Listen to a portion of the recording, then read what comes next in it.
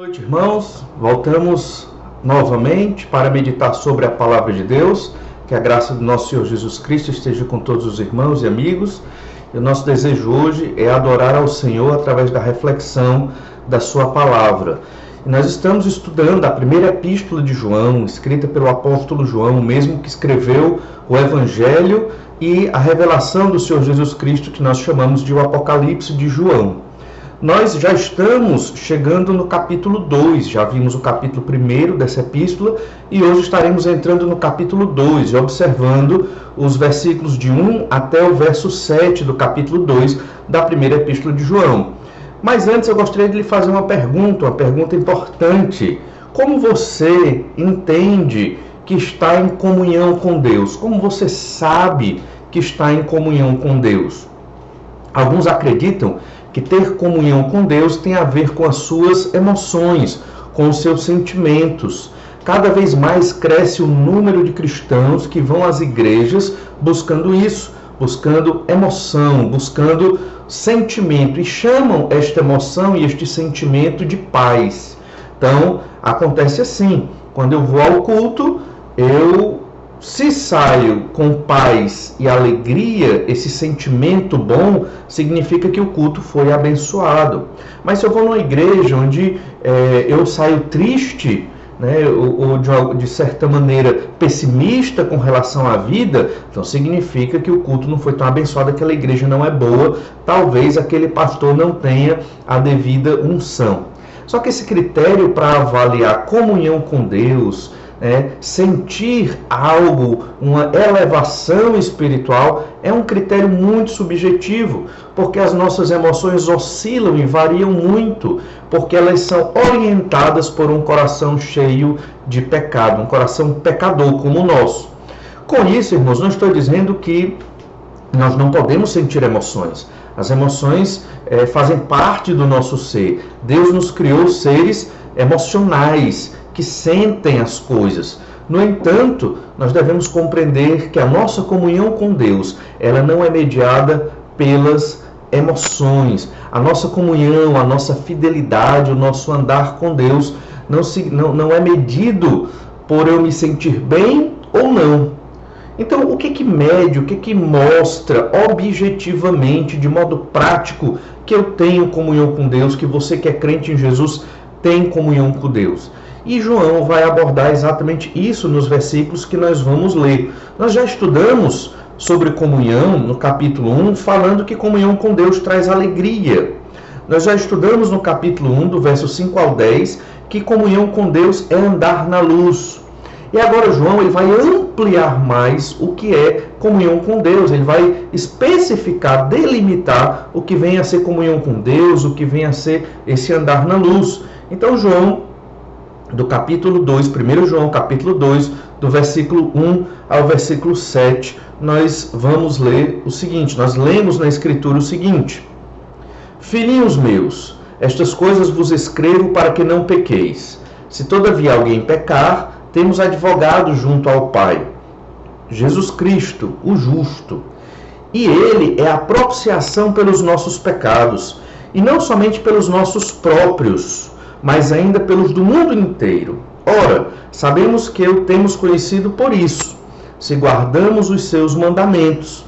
Aquele que diz, eu o conheço, e não guarda os seus mandamentos, é mentiroso, e nele não está a verdade. Aquele, entretanto, que guarda a sua palavra, nele, verdadeiramente, tem sido aperfeiçoado o amor de Deus. Nisto sabemos que estamos nele. Aquele que diz que permanece nele, esse deve também andar assim como ele andou. Amados, não vos escrevo mandamento novo, senão um mandamento antigo, o qual desde o princípio tivestes. Esse mandamento antigo é a palavra que ouvistes. Esses versículos vão nos ensinar uma ideia geral, a de que comunhão com Deus é guardar os mandamentos de Deus. Ter comunhão com Deus é guardar os seus mandamentos. Nós queremos desenvolver essa ideia geral em alguns ensinamentos que João nos coloca aqui, em pelo menos 3 ensinos que o apóstolo João nos dá nesse texto. O primeiro ensino é que Jesus nos auxilia contra os nossos pecados.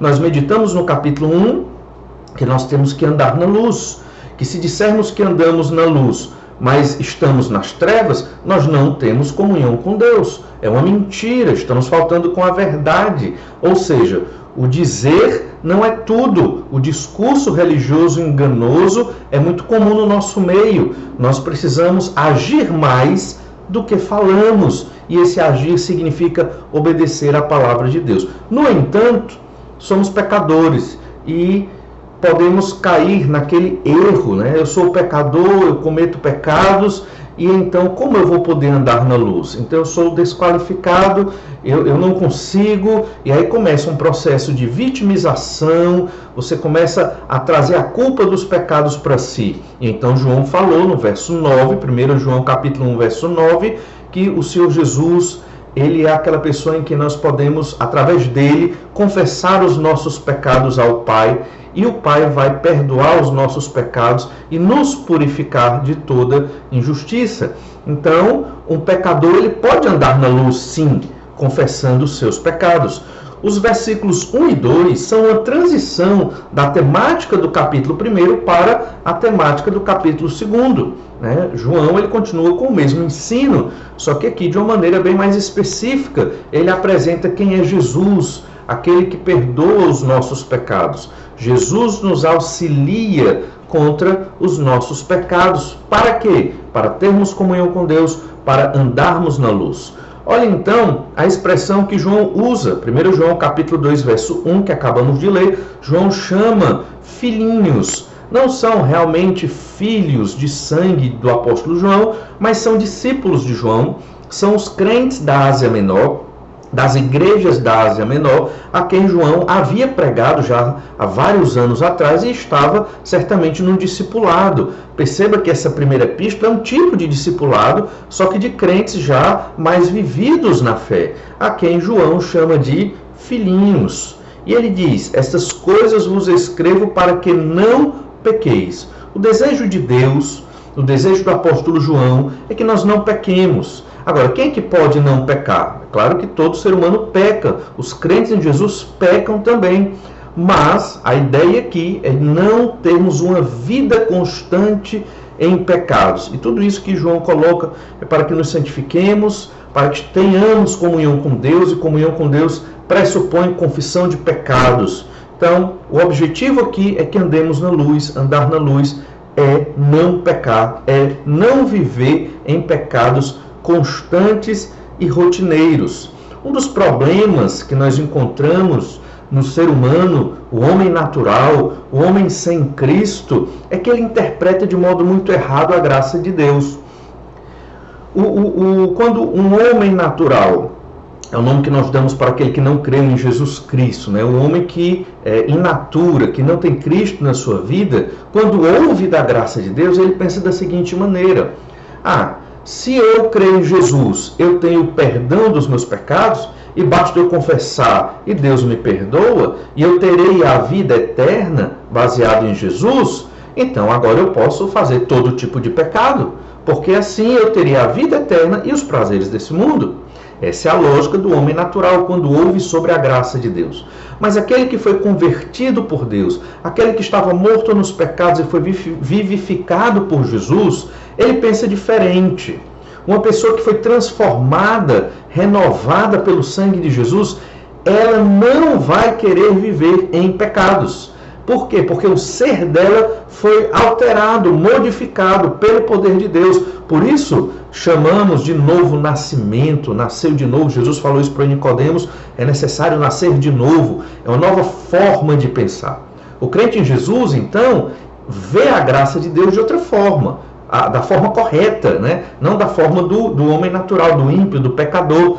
Como é que o crente vê a graça de Deus? De modo agradecido, com gratidão, porque merecia o inferno e recebeu a salvação. E agora, nós, crentes em Jesus, dedicamos a nossa vida ao Senhor, não por obrigação, não para pagar uma conta, não para obter a salvação, que já ganhamos mediante o sacrifício de Jesus, mas nós dedicamos nossa vida ao Senhor para agradá-lo, para agradecê-lo por tudo o que ele fez e faz e fará por nossas vidas. Faz hoje e ainda fará por nossas vidas. Entenda então que esta graça que nós acabamos de uma maneira muito resumida, explicitar, ela tem tudo a ver com o versículo 1 e o versículo 2 do capítulo 2 de 1 João. Por quê? Porque Deus quer que nós não pequemos. No entanto, o que acontece se pecarmos? Olha a continuação do capítulo 2, versículo 1. Diz assim, vou ler do início.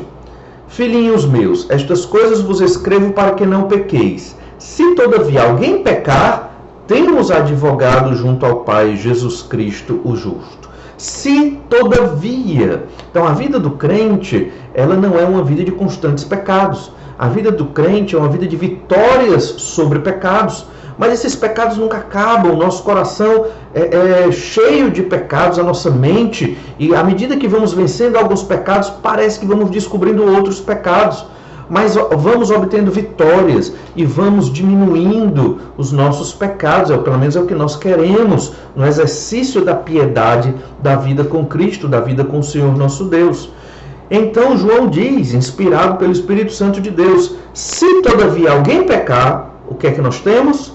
Um advogado junto ao Pai, o Senhor Jesus Cristo, o justo. Ele é quem intercede por nós. Essa é a graça de Deus. O Senhor Jesus intercede por nós, é o nosso mediador junto ao Pai, que é o justo juiz, para nos livrar da condenação dos nossos pecados. Quando cremos em Jesus, fomos livres dessa condenação. Mas no mundo material, aqui na história humana, nós temos que constantemente confessar os nossos pecados a Deus e pedir perdão. Isso no exercício de oração, suplicando a Deus o perdão do Senhor pelos nossos pecados. Tudo isso envolve o andar na luz. Essa é a prática de andar na luz e de ter comunhão com Deus. Faz parte da vida com Deus.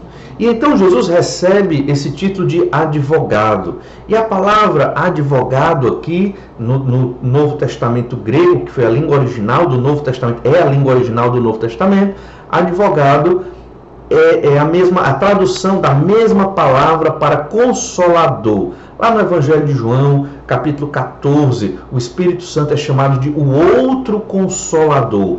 Aquele que vem nos consolar. Jesus é um consolador e o Espírito Santo é o outro consolador. E aqui, novamente, poderia ter sido traduzido como consolador, só que no nosso idioma ficaria difícil de compreender o sentido aqui. A palavra, muito conhecida já no meio cristão, parácletos, é a palavra grega, né, de onde vem a tradução consolador, advogado e até, em alguns contextos, mediador. Também pode ter o sentido de auxiliador. Então aqui, como é uma palavra que tem muitos sentidos, ela pode ser traduzida de várias formas. No mundo grego, parácletos tinha todos esses sentidos e onde ela era colocada era interpretado dentro do seu contexto.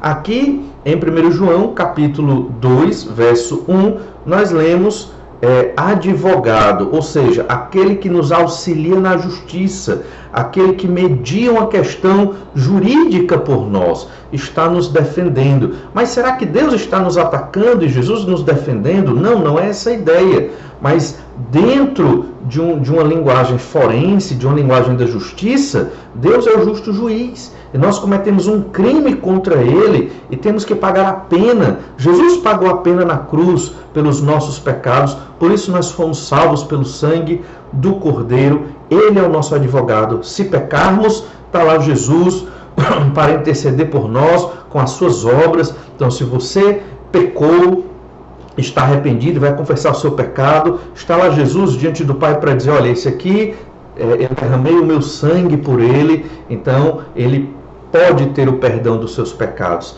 É assim que funciona numa linguagem humana, numa linguagem forense de um tribunal, para compreendermos o fato de Jesus ser o nosso advogado. Lá no Evangelho de João, como eu falei, capítulo 14, verso 16, fala que Jesus teria que ir, falando da sua morte, ressurreição e assunção ao céu, para enviar o outro Consolador.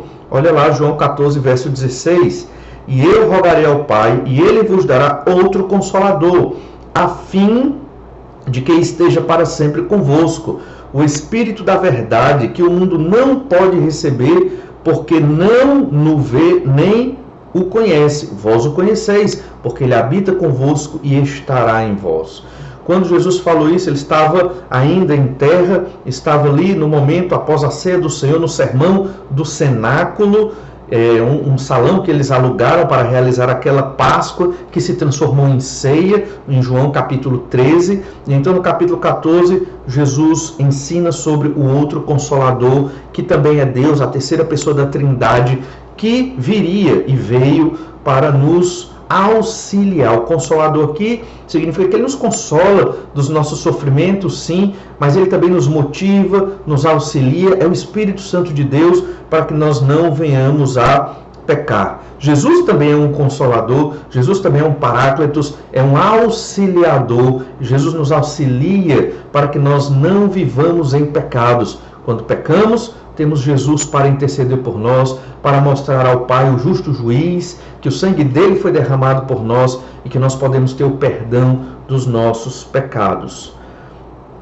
Bem, há um entendimento muito errado, né, no mundo cristão. Você sabe que o termo cristão é muito amplo, tem cristãos de todas as formas, e nós entendemos que tem os cristãos bíblicos, aqueles que realmente seguem a palavra de Deus da maneira correta, e a maior parte dos cristãos são os não bíblicos, são aqueles cristãos católicos romanos que andam longe da verdade da palavra de Deus. E um dos ensinos extremamente errados do sistema católico romano é sobre esse, o ensino do mediador.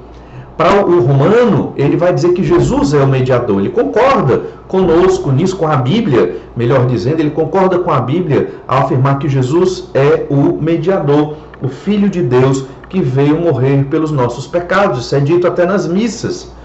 A questão e o problema é que, ao mesmo tempo, o sistema católico romano, ele também ensina que Maria é uma mediadora. Ele também ensina que aqueles santos católicos são mediadores e que você deve primeiro pedir a estes santos católicos, pedir a Maria para chegar a Jesus, para chegar a Deus. Problema, isso não está na Bíblia Sagrada. Isso foi ensino de homens não inspirados pelo Espírito Santo, deturpações, né, dos pais ali, aqueles que escreveram textos lá no século II, no século III e em diante, eram cristãos, mas que foram ou mal compreendidos ou escreveram errado mesmo, provocando sérias heresias com relação a ensinos valiosos da Escritura. E nós devemos rejeitar isso, irmãos. Nós entendemos que só há um mediador, só uma pessoa que nos liga a Deus, só um que advoga por nós diante de Deus, que nos defende, porque morreu numa cruz pelos nossos pecados, é o cabeça da igreja, é o Senhor Jesus Cristo, o Cordeiro de Deus. Não há outra pessoa, nem a igreja mesmo, a igreja local, ela pode conferir perdão a alguém ou salvação a alguém. Somente Jesus pode fazer isso. E somente o indivíduo arrependido, contrito dos seus pecados, é que pode suplicar ao Pai em nome de Jesus por sua salvação. É algo individual, não é algo que alguém pode dar a outra pessoa, exceto o Pai, o Filho e o Espírito Santo, que podem conferir esta salvação. Então, ainda, depois desse esclarecimento importante, volte a 1 João capítulo 2, olha o que ainda é dito no verso 2, 1 João capítulo 2, verso 2. E ele é a propiciação pelos nossos pecados, e não somente pelos nossos próprios, mas ainda pelos do mundo inteiro. Jesus é a propiciação pelos nossos pecados. Para complementar essa figura do tribunal, sendo Jesus o nosso advogado, o nosso auxiliador jurídico, né, intercedendo por nós ao Pai, mostrando ao Pai que a nossa dívida, a nossa pena foi cumprida por Ele mesmo, Jesus Cristo, na cruz do Calvário. Agora nós temos a figura do templo, a figura levítica, a figura sacerdotal, onde a palavra propiciação representa. Que a palavra propiciação representa?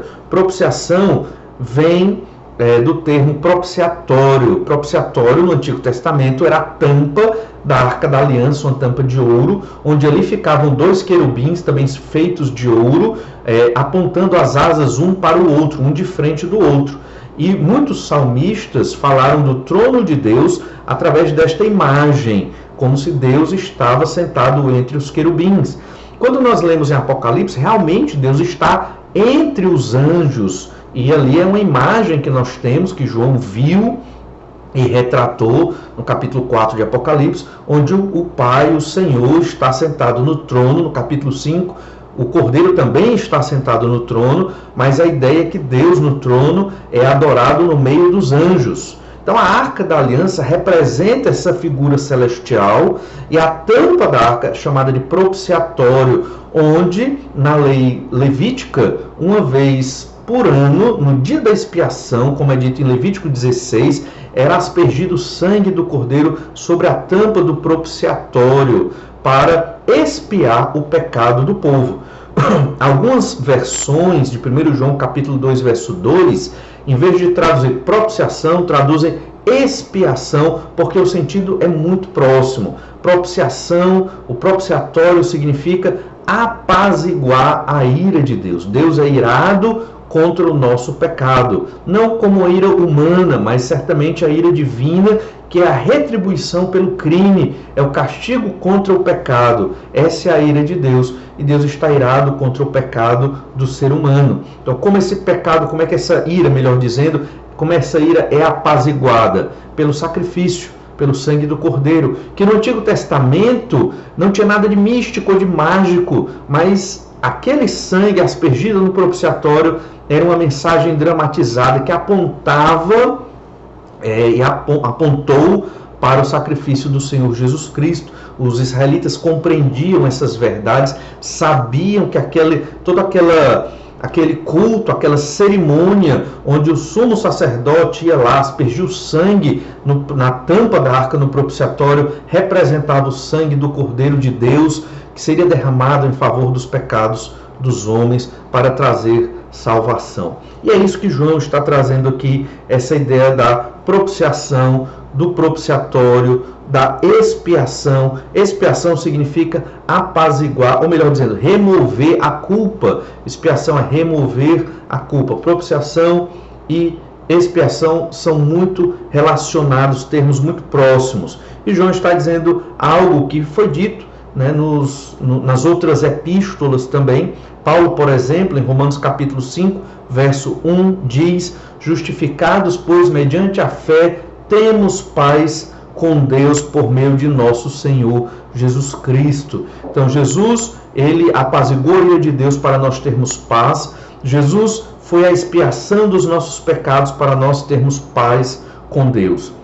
Em 2 Coríntios capítulo 5, verso 20 e 21, diz que nós fomos reconciliados com Deus. Por isso temos paz com Deus. Aqueles que não têm Jesus têm o seu relacionamento quebrado, rompido com Deus por causa dos seus pecados. Mas aqueles que creram no Senhor Jesus Cristo, creem no Senhor Jesus Cristo, esse relacionamento é reconciliado. Novamente a paz com Deus. Por quê? Porque Jesus é a nossa propiciação, porque Jesus expiou os nossos pecados, ou seja, ele carregou, removeu a culpa dos nossos pecados, e ele retirou a ira de Deus de sobre nós quando foi pregado lá na cruz do Calvário. Irmãos, segundo 1 João capítulo 2, verso 1 e 2, nos mostram que Jesus nos auxilia contra os nossos pecados. E no final do verso 2, nós temos uma expressão interessante que deve ser comentada aqui, porque ela, mal interpretada, traz um erro muito grande. No final do verso 2, nós lemos assim: mas ainda pelos do mundo inteiro. Vamos ler o verso 2 todo novamente. Diz assim, 1 João capítulo 2, verso 2.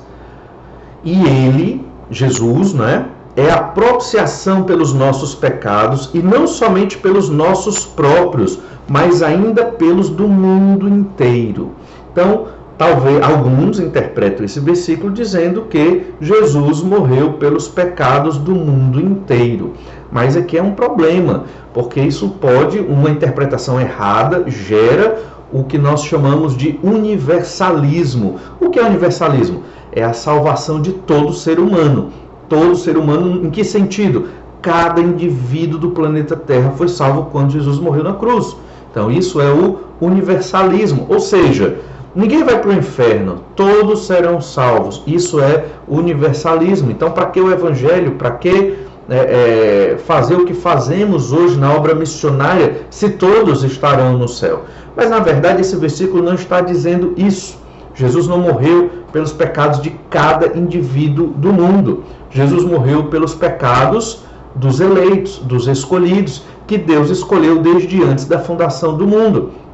Ok, mas como se explica João ter dito isso pelos pecados do mundo inteiro? Isso é uma generalização que nós usamos hoje também. Se você estiver num diálogo com uma pessoa sobre ir ao shopping, e então você chega para o seu amigo e diz, falando de uma turma de amigos, né? Você chega para o seu amigo e pergunta, todo mundo foi ao shopping?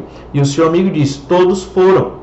Mas quando eu falo todo mundo foi ao shopping, eu não estou dizendo que cada indivíduo do planeta, os quase 8 bilhões de pessoas foram ao shopping. Eu estou falando que alguns indivíduos do nosso círculo de amizade foi ao shopping. O mesmo é tratado aqui na Escritura. Obviamente não falando de shopping, mas falando da salvação daqueles escolhidos por Deus. Isso nós observamos também em outros textos dos Evangelhos. Por exemplo, em 1 João capítulo 3, verso 16. Olha em João 3,16, versículo muito conhecido. Porque Deus amou o mundo de tal maneira, amou o mundo, quer dizer, o mundo todo, de tal maneira que deu o seu Filho unigênito, para que todo aquele que nele crê não pereça, mas tenha a vida eterna. Então, a ideia desse versículo, Deus amou o mundo inteiro, quer dizer que Jesus veio salvar cada ser humano do planeta, de todas as épocas da história? Não. Jesus veio salvar quem? Aqueles que vão crer no Filho unigênito. Todo aquele que nele crê não pereça. Só serão salvos os que vão crer. E quem vai crer? Aqueles que Deus escolheu para crer desde antes da fundação do mundo. Por quê? Porque o Senhor nosso Deus é soberano sobre todas as coisas. Não pode acontecer algo no mundo, na história, no planeta, na história do planeta Terra, que não passe pelo crivo do Senhor. Então o Senhor determinou essa história, escreveu essa história, e ela está sendo executada hoje. E ela não é executada ou cumprida, a história humana, de modo diferente do que Deus planejou, porque senão Deus não seria soberano, e o Senhor nosso Deus é soberano sobre tudo, como diz a Escritura. Deus sabe todos os fios de cabelo da nossa cabeça contados, não cai uma folha na terra se não for pela permissão do Senhor. O Senhor tem os nossos dias contados, escritos, determinados, antes mesmo de nós existirmos. Tudo está sobre o olhar de Deus. Logo, haverão de crer aqueles que Deus escolheu para crer. E por que nós pregamos o Evangelho e fazemos missões? Para a glória de Deus. Porque Deus mandou, porque Deus escolheu um método humano também para levar a sua salvação aos pecadores perdidos. Um método que envolvia fé, um método que envolve fé, que envolve confiar em Deus, na palavra de Deus e na provisão do Senhor para a salvação. Esta provisão é o Senhor Jesus Cristo. Perceba então que o mundo não se refere a cada indivíduo, mas é uma generalização das nações. Deus amou as nações e Deus vai salvar as nações através do Senhor Jesus Cristo, mas não cada indivíduo de cada nação, mas aqueles que ele escolheu desde antes da fundação do mundo. É nesse sentido que João fala que o Senhor Jesus é a propiciação pelos pecados do mundo inteiro. E perceba que na mesma epístola de João, 1 João, capítulo 3, agora verso 10, nós observamos que existem duas grandes categorias de pessoas no planeta. 1 João, capítulo 3, verso 10. Nisto são manifestos os filhos de Deus e os filhos do diabo. Todo aquele que não pratica justiça não procede de Deus, nem aquele que não ama a seu irmão. Observe então que tem os filhos de Deus e tem os filhos do diabo. Então não existe universalismo, salvação para cada indivíduo do planeta Terra. A salvação é para aqueles que vão crer no Senhor Jesus Cristo. Esses são os filhos de Deus. Os que não creem no Senhor Jesus, infelizmente, são os filhos do diabo, não obterão a salvação do Senhor. Por estes, Jesus não morreu na cruz. Mas o principal desses dois versículos que queremos destacar é que Jesus nos auxilia contra os nossos pecados. Esse é o primeiro grande ensino que nós observamos aqui. O Senhor Jesus, ele nos auxilia contra os nossos pecados para podermos andar na luz, para termos comunhão com Deus. Mas a ideia principal de hoje é a de que comunhão com Deus é guardar os mandamentos do Senhor, é a guarda dos mandamentos do Senhor. E para começar a entrar bem nesta verdade que João nos ensina, olhe o segundo ensino de João aqui. Conhecem a Deus os que guardam os seus mandamentos. Então, só conhecem a Deus aqueles que guardam os seus mandamentos. E aqui nós temos um critério muito objetivo, muito claro de quem é crente no Senhor Jesus Cristo. Olha o verso 3, vamos ler o verso 3, 1 João capítulo 2, verso 3. Ora, sabemos que o temos conhecido por isto, se guardamos os seus mandamentos. Muito claro, nós sabemos que temos conhecido a Jesus por isto. 2 pontos, se guardamos os seus mandamentos. Esta afirmação de João responde a algumas perguntas importantes que às vezes chegam na nossa mente. Uma delas, você já duvidou se conhece a Deus? De modo geral, quase todo crente, em algum momento ou em outro, já duvidou se realmente conhece Deus, se realmente é crente no Senhor Jesus, né? Se realmente possui comunhão com Deus. Geralmente nós levantamos esses questionamentos quando estamos frios na nossa fé. Quando passamos a duvidar do Senhor, deixamos de orar, deixamos de ler a Bíblia e de congregar na igreja. Então passamos a duvidar de Deus e da sua palavra. E alguns chegam até a falar mal da igreja do Senhor Jesus Cristo. Sabemos que a igreja é composta por pecadores, mas sabemos também pela Bíblia que é a noiva do Cordeiro. Sabemos que Jesus morreu por esta igreja. Não estou falando de denominação, mas falando daqueles que creem no Senhor Jesus Cristo. Jesus morreu pela igreja. Deus valoriza a igreja, apesar de realmente a igreja ter muitos pecados e precisar se arrepender dos seus pecados e melhorar muito no seu amor para com Deus e no amor de uns para com os outros. Mas o fato é que nesse versículo João responde a esses questionamentos que vêm à nossa mente fruto da nossa falta de fé, do nosso esfriamento. Será que eu conheço Deus? Será que eu sou crente mesmo? E para você responder essa pergunta para você mesmo, é só ler o verso 3. Ora, sabemos que o temos conhecido, por isto, se guardamos os seus mandamentos. Se você guarda os mandamentos do Senhor Jesus, os mandamentos da palavra de Deus, a revelação de Deus, mandamento aqui é igual, equivalente à palavra de Deus, a revelação especial de Deus, a Bíblia Sagrada. Se você guarda os mandamentos e a lei de Deus na Bíblia Sagrada, significa que você conhece a Deus. Guardar os mandamentos não significa cumpri-los todos, porque nós já vimos que isso é impossível ao homem pecador. A lei nos mostra o quanto estamos perdidos e longe de Deus. A lei não é um meio de chegar à salvação, até porque é impossível cumprir plenamente cada item da lei do Senhor, como está, tanto no Antigo como principalmente no Novo Testamento para a igreja. Então, é um critério objetivo. Se você observa, busca cumprir, tem prazer na lei de Deus, em obedecer a Deus, guardar os mandamentos do Senhor significa obedecer a Deus. Esse é um critério objetivo para você se avaliar e dizer: sim, eu conheço a Deus porque obedeço os mandamentos do Senhor.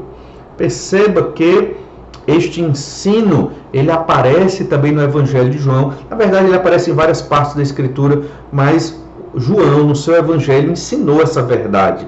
Olha, Evangelho de João, capítulo 14, verso 21. Aquele que tem os meus mandamentos e os guarda, esse é o que me ama.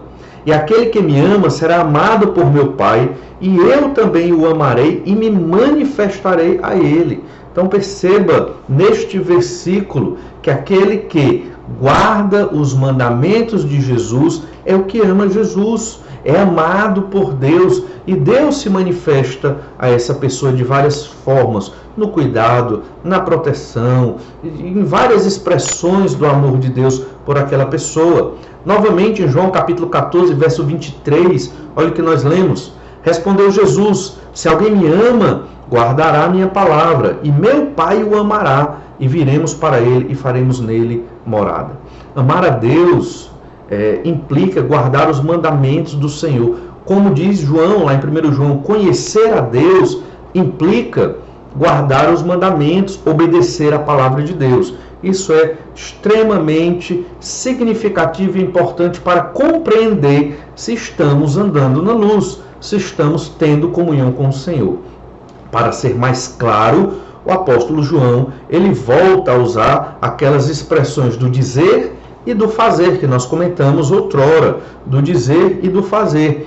Quando eu digo algo e não faço, eu sou mentiroso. Então eu concluo que é melhor o quê? Eu fazer mais do que dizer que faço. Aí eu sou verdadeiro. Olha o 1 João capítulo 2, verso 4. É isso que João fala. Aquele que diz, eu o conheço, conhece a Deus, e não guarda os seus mandamentos, é mentiroso, e nele não está a verdade. Muitas pessoas dizem conhecer a Deus, mas não fazem. Não fazem o quê? Obediência. Não fazem a guarda dos mandamentos de Deus. Estes são mentirosos. Olha, João escreveu isto, falando desse discurso religioso mentiroso, porque os seus leitores imediatos estavam tendo problema com falsos mestres que ensinavam o gnosticismo, aquele tipo de docetismo que falamos no começo dessa série de exposições bíblicas, onde eles ensinavam que Jesus veio somente em espírito, como tipo um fantasma, mas não veio em carne. Então estes mestres chamados mestres gnósticos, que saíram do meio da igreja cristã daquele período, da igreja cristã especificamente da Ásia, mas também estavam em outras partes do mundo romano na época, estes mestres gnósticos, eles enfatizavam essa heresia.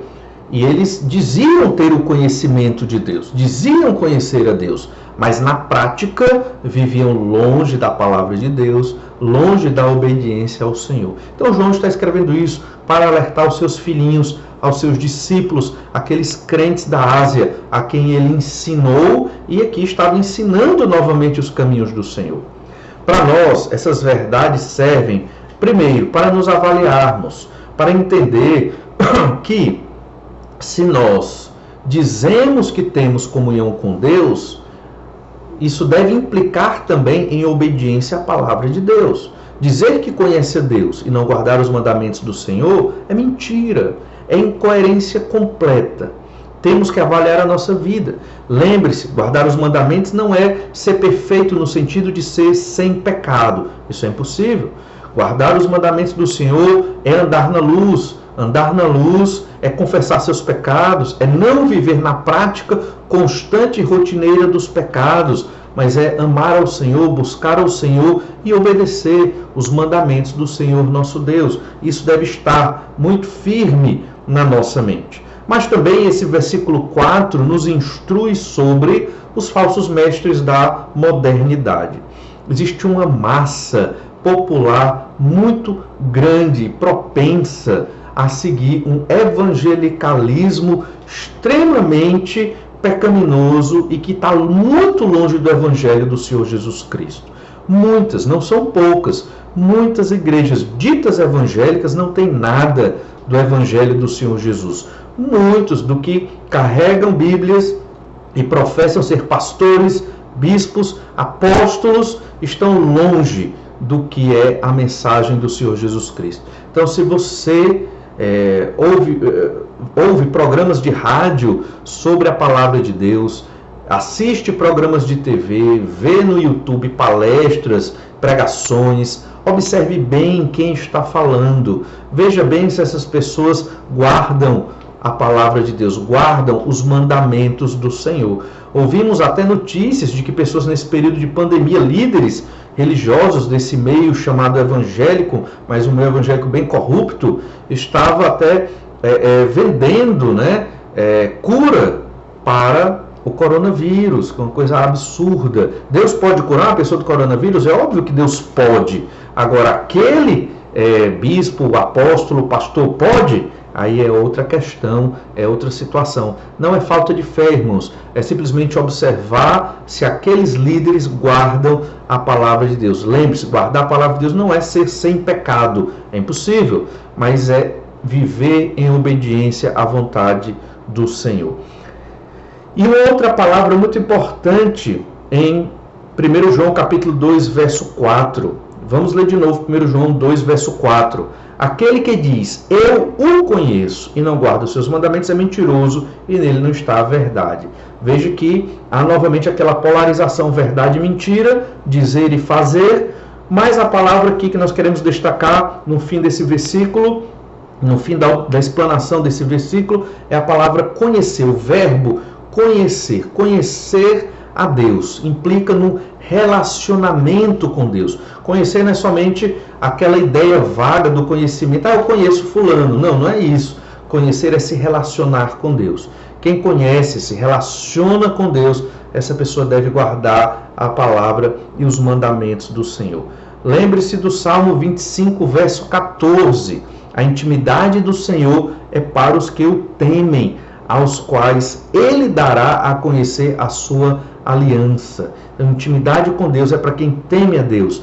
Temer a Deus aqui é uma característica dos crentes do Antigo Testamento, do Novo também, embora essa expressão não seja muito usada no Novo Testamento, a expressão temer a Deus, mas é uma característica dos crentes temer a Deus, respeitar a Deus, estar submisso à vontade do Senhor, e Deus vai revelar-se a essa pessoa através da sua palavra e vai fazer aliança com essa pessoa que o teme. Essa pessoa tem intimidade com Deus. Conhecer a Deus é ter intimidade com o Senhor. Você tem intimidade com o Senhor, seu Deus? Você guarda os mandamentos da palavra de Deus? Se sim, graças a Deus, significa que você conhece a Deus, significa que você é um crente em Jesus, significa que você anda na luz, tem comunhão com o Senhor e tem esse critério objetivo porque guarda os mandamentos do Senhor. Mas se você é um crente no Senhor Jesus Cristo, não tem guardado a contento os mandamentos de Deus, tem se permitido ter uma vida de pecados, está longe do Senhor, você já sabe qual é a solução. Não é difícil, mas é uma solução muito importante que você deve fazer o mais rápido possível na sua vida, é confessar os seus pecados, arrependido, e pedir a Deus o perdão e voltar a andar na luz. O último ensino que João nos coloca aqui nesses versículos, do versículo 5 ao versículo 7 agora, é que guardar os mandamentos de Deus gera amor. Veja, o segundo ensino é que conhecem a Deus os que guardam os seus mandamentos. E o último ensino aqui é que guardar os mandamentos de Deus gera amor. Isso é muito diferente da nossa cultura, porque normalmente nós entendemos que amor é uma emoção, é um sentimento, isso fruto de filmes, livros, mídia, e o nosso conceito de amor, ele foi latinizado, foi deturpado em relação ao conceito verdadeiro de amor que está na Bíblia Sagrada. Então, quando eu guardo os mandamentos de Deus, significa que eu sou aperfeiçoado em amor. Olha 1 João capítulo 5, verso 2. Diz assim: aquele, entretanto, que guarda a sua palavra, nele verdadeiramente tem sido aperfeiçoado o amor de Deus. Então, aquele que guarda a palavra de Deus, essa pessoa é aperfeiçoada no amor de Deus. Deus ama esta pessoa e mostra, obviamente, o amor. E a grande prova de amor de Deus para com esse indivíduo é o fato de Jesus ter morrido numa cruz pelos seus pecados. Essa é a grande prova de amor. E ao mesmo tempo, essa pessoa que guarda os mandamentos de Deus, além de receber o amor de Deus na sua vida, ela aprende e desenvolve a amar como Deus ama, que é um tipo de amor muito diferente do amor do ser humano natural, sem Deus e sem Cristo. Olha então o que é este amor, uma das definições mais claras da palavra de Deus. 1 Coríntios, capítulo 13. 1 Coríntios, capítulo 13.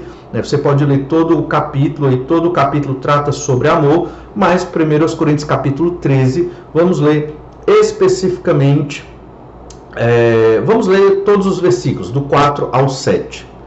O amor é paciente, é benigno, o amor não arde em ciúmes, não se ufana, não se ensoberbece, não se conduz inconvenientemente, não procura os seus interesses, não se exaspera, não se ressente do mal, não se alegra com a injustiça, mas regozija-se com a verdade, tudo sofre, tudo crê, tudo espera, tudo suporta. Não vamos observar todas as características do amor, porque não haveria tempo suficiente aqui para falar de tudo, mas o último versículo que lemos, o verso 7, diz: o amor tudo sofre, tudo crê, tudo espera, tudo suporta. E aqui é um conceito muito importante do amor, porque amar como Deus ama, que é esse tipo de amor, obviamente nós não amamos 100% igual a Deus, mas nós temos um potencial de imitar o amor de Deus, e a essência desse amor envolve sacrifício. Amar como Deus ama implica sacrifício. Veja que o amor tudo sofre pelo outro, sofre até uma certa medida, mas tudo que é necessário sofrer, a pessoa que ama sofre pelo outro, tudo crê na palavra do outro em todos os aspectos, espera o que for necessário, suporta as aflições pertinentes e que aparecerem por amor do outro. Jesus, ele é a grande expressão do amor de Deus por nós. Isso é dito em Romanos capítulo 5, versículo 7. Olha o Romanos 5, 7, que diz assim: dificilmente alguém morreria por um justo, pois poderá ser que pelo bom alguém se anime a morrer. Mas Deus prova o seu próprio amor para conosco pelo fato de ter Cristo morrido por nós, sendo nós ainda pecadores. Entenda pecador aqui, um criminoso, alguém que cometeu um crime. Deus prova o seu amor para conosco pelo fato de Cristo Jesus ter morrido por nós, sendo nós pecadores. Sacrifício é a essência, é o fundamento do amor.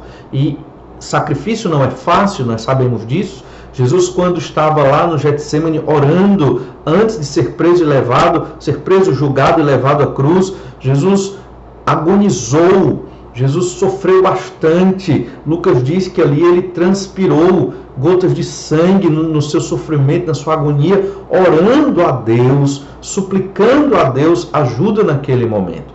Jesus é Deus, mas 100% homem também, assim como 100% Deus, de modo que ele sofreu a angústia de sentir, em breve ele iria sentir, já estava sentindo a opressão dos nossos pecados sobre ele, para poder nos livrar da condenação do inferno. Certamente não foi fácil para o Senhor Jesus Cristo, mas ele nos amou. E certamente Jesus se alegrou extremamente ao se sacrificar na cruz pelos nossos pecados. No momento da crucificação, muita tristeza, sofrimento, mas na ressurreição, extrema alegria. Por causa do pecado humano que entrou no mundo, que corrompeu toda a esfera da criação, existe esse sofrimento.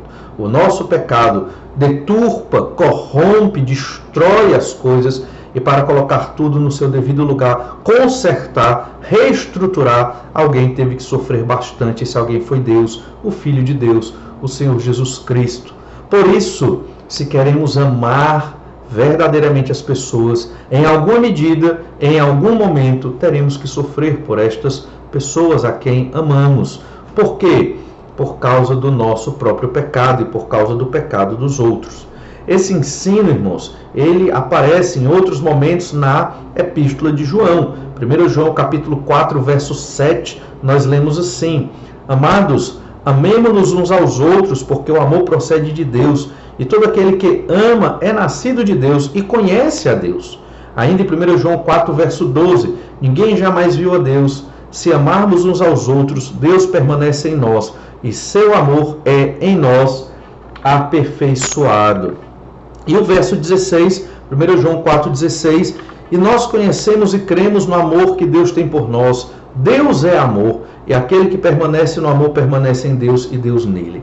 Então, amar está extremamente ligado à pessoa de Deus. Deus é amor. Mais à frente observaremos todos esses versículos do capítulo 4 de 1 João, mas aqui eles servem para mostrar que esse tema do amor a Deus e de Deus ser amor é muito difundido nessa epístola e em todo o Novo Testamento, e que não existe essa separação do amor da pessoa de Deus. Isso é fruto do processo de secularização do mundo, onde as pessoas tiraram Deus da esfera da criação, um universo fechado onde Deus não penetra, e recategorizaram as coisas a partir do humanismo. O amor que se fala nos filmes, em muitos livros, novelas, músicas, não é o amor verdadeiro, não é o amor que vem de Deus. Este amor que vem de Deus está retratado na Bíblia. O amor genuíno que gera felicidade é esse amor que estamos falando aqui.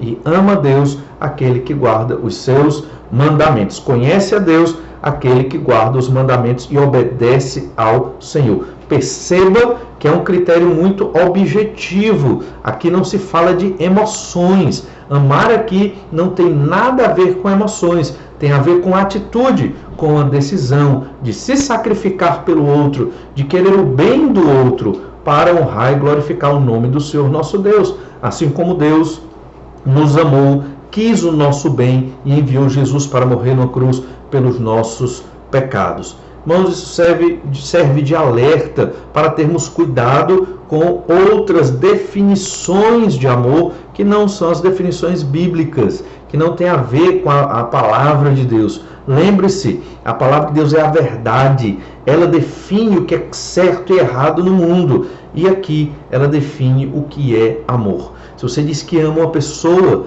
mas você não anda em obediência aos mandamentos de Deus, muito provavelmente aquele seu amor ele está corrompido, deturpado, enviesado e não reflete o verdadeiro amor de Deus. Às vezes os pais amam mais os filhos do que a Deus. Esse amor não é bom para os filhos. Certamente essas crianças serão prejudicadas. Às vezes o marido ama mais a esposa do que Deus. Certamente o seu casamento não anda segundo a vontade de Deus. Ou a esposa que ama mais o marido do que a Deus, também não tem como esse casamento ser feliz, porque felicidade implica no amor de Deus, no amor a Deus e na expressão desse amor nas nossas vidas.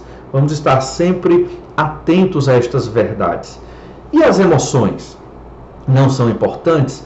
Claro que são. Como eu falei no início, emoções, nós somos seres emocionais, as emoções, os sentimentos fazem parte da nossa vida e eles surgem quando nós amamos, como é ensinado aqui na primeira epístola de João, quando nós nos sacrificamos pelos outros, guardamos os mandamentos de Deus, aprendemos o que é o verdadeiro amor e vivemos este amor, teremos boas emoções, como fruto, consequência do amor a Deus.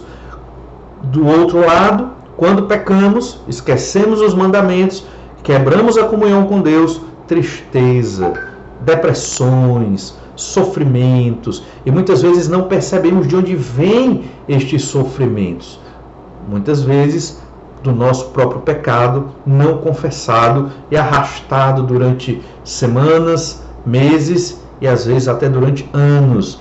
Existem crentes que arrastam pecados por anos e não se arrependem, não confessam a Deus os seus próprios pecados, vivem em sofrimento, numa vida miserável longe do Senhor. Se você anda nessa situação, arrependa-se, confesse o seu pecado a Deus e arrependa-se.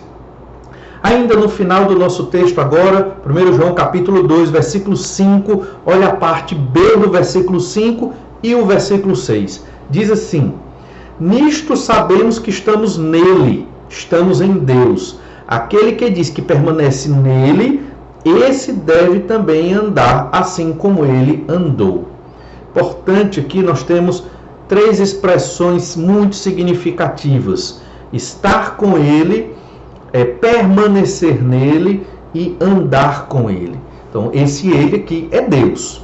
Então, estar com Deus significa, é um estado de ser, significa um momento da conversão. Quando cremos no Senhor Jesus Cristo, nós passamos a estar com Deus, porque Jesus nos ligou novamente a Deus, nos reconciliou com Deus, temos paz com Deus.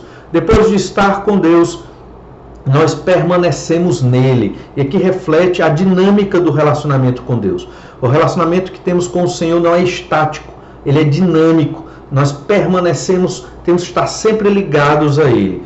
E o andar com Deus, no final do verso 6, se refere à prática diária e constante de estar com o Senhor. Se refere à vida de piedade, a um momento de oração diário, leitura da Bíblia diária, congregar na igreja, pregar o Evangelho, sustentar a obra de Deus e tantas outras tarefas da nossa missão cristã como filhos de Deus. A palavra aqui muito importante é o permanecer. Permanecer quer dizer que eu estou sempre buscando estar com Deus a cada dia, a cada instante. Ou seja, é um relacionamento dinâmico onde eu busco o Senhor. Jesus falou disso. João capítulo 15 trata muito dessa palavra permanecer. Lá no Evangelho de João, capítulo 15, verso 4, nós lemos assim: permanecei em mim, isso Jesus falando, permanecei em mim e eu permanecerei em vós. Como não pode o ramo produzir fruto de si mesmo, se não permanecer na videira, assim nem vós o podeis dar, se não permanecerdes em mim. Eu sou a videira, vós os ramos. Quem permanece em mim e eu nele, esse dá muito fruto, porque sem mim nada podeis fazer. Sem Jesus não podemos fazer nada. Permanecer em Jesus é estar constantemente com Cristo e só podemos produzir frutos se permanecermos com Jesus. Se muitos crentes não produzem frutos, será que não é porque não estão vivendo com Cristo diariamente e constantemente? Esse fruto, mais à frente, Jesus vai falar nesse capítulo, é o amor a Deus, é o amor aos irmãos, é o amor aos inimigos, é amar de modo sacrificial. Mas se eu não permaneço em Cristo, se eu não ando com Cristo constantemente, como vou poder amar as pessoas? Fica difícil. E então, para finalizar, olha o verso 7, 1 João capítulo 2, versículo 7, nós lemos assim: amados, não vos escrevo um mandamento novo, senão um mandamento antigo, o qual desde o princípio tiveste. Esse mandamento antigo é a palavra que ouviste. Ou seja, João, tudo isso aqui que João está falando não é nada novo. Tudo isso aqui que João está falando, ele já ensinou. Esses filhinhos são discípulos de João, lá da Ásia Menor, uma província romana na época, onde estavam as 7 igrejas a quem Jesus escreveu cartas endereçadas e foram enviadas por meio do apóstolo João. No livro do Apocalipse, capítulo 2, capítulo 3, estão lá estas cartas. E então, João não está inventando nada novo, João está lembrando aqueles irmãos como eles deveriam andar. Da mesma forma, nós não estamos aqui falando nada de novo. Você que é crente no Senhor Jesus já conhece todas essas verdades. Talvez até no início desta mensagem você disse: eu já sei tudo isso, não vou nem assistir o resto, né? Irmãos, a Bíblia fala de verdades que nós já conhecemos e nós temos que ler e reler a Bíblia mesmo sabendo de muitas dessas verdades, porque o nosso pecado é tão profundo que mesmo conhecendo a verdade, nós vamos mentir, nós vamos enganar a nós mesmos, vamos achar que estamos em comunhão com Deus porque praticamos os rituais da nossa igreja, as cerimônias da nossa igreja, mas no nosso coração podemos estar cheios de pecados, amando os pecados sem querer deixá-los. Por isso, ler a Bíblia não é só um exercício acadêmico de conhecer as verdades, mas a Bíblia, como palavra de Deus, um livro sagrado e sobrenatural, nos exorta do nosso pecado e fala ao nosso coração para que deixemos os pecados e andemos com Deus. João está falando exatamente isso. João não está falando nada novo, é um mandamento antigo, mas que aqueles crentes antigos não observavam. Você pode ter 5, 10, 20, 30 anos de igreja e pode não estar andando com Deus. Pode estar sem comunhão com o Senhor, porque permitiu viver em pecados. Arrependa-se, confesse os seus pecados e certamente você será perdoado e purificado pelo nome do Senhor Jesus Cristo. Não é nada novo, mas é extremamente importante. São verdades que não podemos deixar de revisar e cultivar nas nossas vidas. E por fim, nós falamos eventualmente hoje sobre as igrejas do Apocalipse, aquelas 7 igrejas que receberam cartas de Jesus. E essas igrejas provavelmente foram também as que receberam essa epístola. Muito provavelmente, não sei se todas as 7, talvez uma ou outra, mas uma que muito provavelmente recebeu foi a igreja de Éfeso. Porque a igreja de Éfeso, ela não cumpriu o que João está ensinando aqui. Ela não amou a Deus como deveria amar. Não conheceu a Deus como deveria conhecer, não andou nos caminhos do Senhor. Olha Apocalipse capítulo 2, verso 4. Veja qual foi o grande pecado da igreja de Éfeso, que João tinha um relacionamento muito próximo desta igreja. Olha o grande pecado desta igreja. Apocalipse 2, verso 4. Tenho, porém, contra ti que abandonaste o teu primeiro amor. Então esse foi o grande pecado. O primeiro amor, o amor da conversão, o amor a Deus, o amor ao Senhor Jesus Cristo, foi abandonado por aquela igreja. Talvez não toda a igreja, mas a maioria dela. Irmãos, nós que somos igreja do Senhor Jesus, temos que amar a Deus. Se não amamos a Deus, se não amamos o nosso irmão, que é um tema que João vai falar bem em breve, se não amamos a Deus, nem amamos o nosso irmão com amor sacrificial, como podemos dizer que temos comunhão com Deus? Como podemos dizer que cremos no Senhor Jesus Cristo? Essa igreja, ela abandonou o primeiro amor. Ela deixou de amar o Senhor. E qual foi a exortação de Jesus a essa igreja? Verso 5. Lembra-te, pois, de onde caíste, arrepende-te e volta à prática das primeiras obras. E se não, venho a ti e moverei do seu lugar o seu candeeiro, caso não te arrependas. Jesus, ele dá a oportunidade de arrependimento. Veja onde você caiu, veja onde você deixou de amar a Deus. Será que não foi no seu devocional, que já faz semanas ou meses que você não pratica, não lê sua Bíblia? Será que não é porque você deixou de orar? Será que não é porque você deixou de pregar o Evangelho ou você deixou de discipular alguém? Veja onde você errou. Será que são nos seus pensamentos, no seu coração, na sua prática diária de vida? Veja onde você errou. Arrependa-se e volte a amar a Deus. Lembre-se, como é que eu sei que eu conheço a Deus? Como é que eu sei que eu amo a Deus? Que eu ando com Deus? Guardando os mandamentos do Senhor. Comunhão com Deus é guardar os mandamentos do Senhor. Vamos orar, pedir que o Senhor nos abençoe e nos ajude a amarmos a Deus guardando os seus mandamentos. Pai amado, muito obrigado por esse tempo. Obrigado por essa tecnologia, ó Pai, que liga a Tua igreja, apesar de estarmos distantes pelo isolamento. Senhor Deus, nos abençoa e cuida de nós, para vivermos em comunhão contigo, sempre te colocando em primeiro lugar, nunca esquecendo do nosso primeiro, principal amor, que é o Senhor. E é o que nós te pedimos, em nome de Jesus. Amém. Irmãos, que Deus te abençoe ricamente na comunhão do seu lar, que nós estejamos sempre buscando ao Senhor neste culto doméstico e que o Senhor, nosso Deus, seja glorificado. Deus abençoe a todos e até breve.